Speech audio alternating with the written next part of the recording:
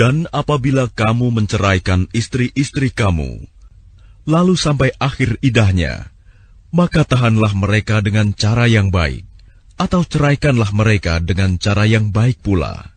Dan janganlah kamu tahan mereka dengan maksud jahat untuk menzalimi mereka. Barang siapa melakukan demikian, maka dia telah menzalimi dirinya sendiri. Dan janganlah kamu jadikan ayat-ayat Allah sebagai bahan ejekan. Ingatlah nikmat Allah kepada kamu, dan apa yang telah diturunkan Allah kepada kamu, yaitu kitab Al-Quran dan hikmah sunnah, untuk memberi pengajaran kepadamu. Dan bertakwalah kepada Allah, dan ketahuilah bahwa Allah Maha mengetahui segala sesuatu. Dan apabila kamu menceraikan istri-istri kamu, lalu sampai idahnya, maka jangan kamu halangi mereka menikah lagi dengan calon suaminya.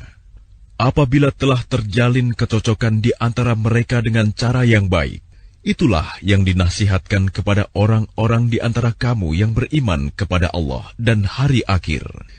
Itu lebih suci bagimu dan lebih bersih. Dan Allah mengetahui, sedangkan kamu tidak mengetahui. Dan ibu-ibu hendaklah menyusui anak-anaknya selama 2 tahun penuh, bagi yang ingin menyusui secara sempurna. Dan kewajiban ayah menanggung nafkah dan pakaian mereka dengan cara yang patut. Seseorang tidak dibebani lebih dari kesanggupannya. Janganlah seorang ibu menderita karena anaknya, dan jangan pula seorang ayah menderita karena anaknya. Ahli waris pun berkewajiban seperti itu pula. Apabila keduanya ingin menyapih dengan persetujuan dan permusyawaratan antara keduanya, maka tidak ada dosa atas keduanya. Dan jika kamu ingin menyusukan anakmu kepada orang lain, maka tidak ada dosa bagimu memberikan pembayaran dengan cara yang patut. Bertakwalah kepada Allah, dan ketahuilah bahwa Allah Maha melihat apa yang kamu kerjakan. Dan orang-orang yang mati di antara kamu, serta meninggalkan istri-istri, hendaklah mereka istri-istri menunggu 4 bulan 10 hari.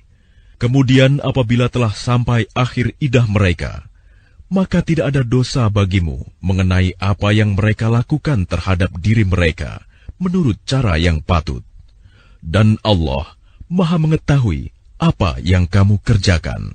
Dan tidak ada dosa bagimu meminang perempuan-perempuan itu dengan sindiran, atau kamu sembunyikan keinginanmu dalam hati. Allah mengetahui bahwa kamu akan menyebut-nyebut kepada mereka, tetapi janganlah kamu membuat perjanjian untuk menikah dengan mereka secara rahasia, kecuali sekedar mengucapkan kata-kata yang baik. Dan janganlah kamu menetapkan akad nikah sebelum habis masa idahnya. Ketahuilah bahwa Allah mengetahui apa yang ada dalam hatimu, maka takutlah kepadanya.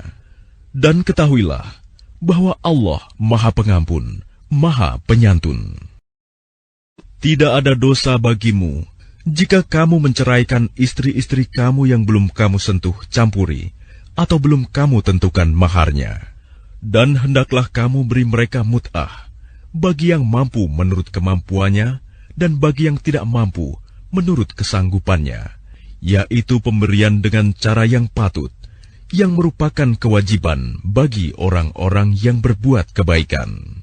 Dan jika kamu menceraikan mereka sebelum kamu sentuh campuri, padahal kamu sudah menentukan maharnya, maka bayarlah 1/2 dari yang telah kamu tentukan, kecuali jika mereka membebaskan atau dibebaskan oleh orang yang akad nikah ada di tangannya. Pembebasan itu lebih dekat kepada takwa, dan janganlah kamu lupa kebaikan di antara kamu. Sungguh, Allah Maha melihat apa yang kamu kerjakan. Peliharalah semua salat dan salat usta, dan laksanakan solat karena Allah dengan khusyuk.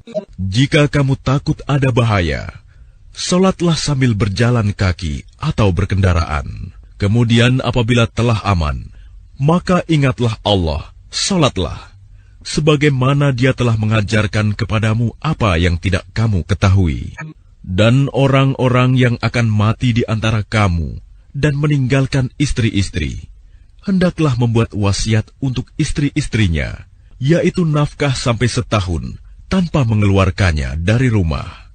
Tetapi jika mereka keluar sendiri, maka tidak ada dosa bagimu mengenai apa yang mereka lakukan terhadap diri mereka sendiri dalam hal-hal yang baik. Allah Maha Perkasa, Maha Bijaksana.